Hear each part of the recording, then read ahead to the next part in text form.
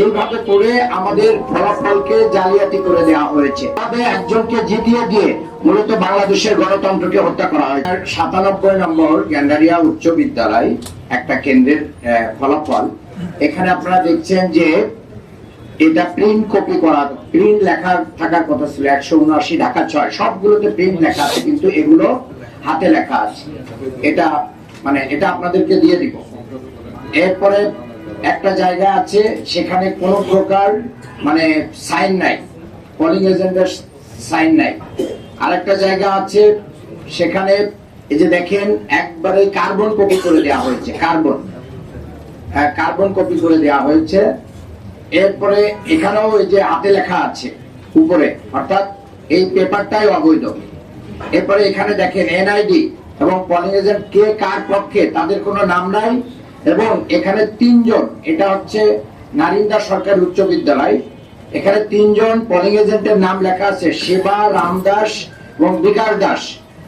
এই নামের কোনো পোলিং এজেন্ট আমার ছিল না, কিন্তু এই নাম দিয়ে তারা এখানে একই ধরনের সাইন করে একই হাতে এটা করেছে। এটা প্রমাণ, এটা এখানে দেখা যাচ্ছে, আমি মূল কপি দেখে পড়ছি। এরপরে এখানে দেখেন এখানে কোনো পোলিং এজেন্টের নাম নাই, একজনের। এটা এটা এটা হচ্ছে 48 সিলভারডেল প্রিপারেটরি, এটা ওয়ারি।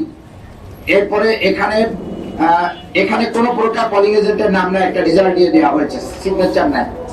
এখানে একজনের দেওয়া হয়েছে, এখানেও কোনো নাম নাই।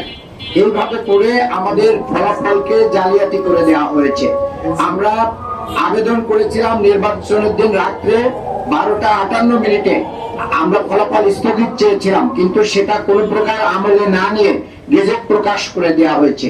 এর আগে আমরা বলেছিলাম ঢাকা 6-এর সবগুলো থানা নির্বাচনী অফিস ইঞ্জিনিয়ার রিকশাদ সাহেবের বিল্ডিং দিগন্ত টাওয়ারে আছে, সেখান থেকে যদি সরানো না হয় এবং কর্মকর্তাদের বদলি না করা হয় সুষ্ঠু নির্বাচন সম্ভব না। আমরা জানুয়ারির 14 তারিখে অ্যাপ্লিকেশন দিয়েছিলাম, কিন্তু এই ব্যাপারে কোনো প্রকার ব্যবস্থা তারা নেই না। আমরা বারবার দ্বারস্থ ফিল করেছি।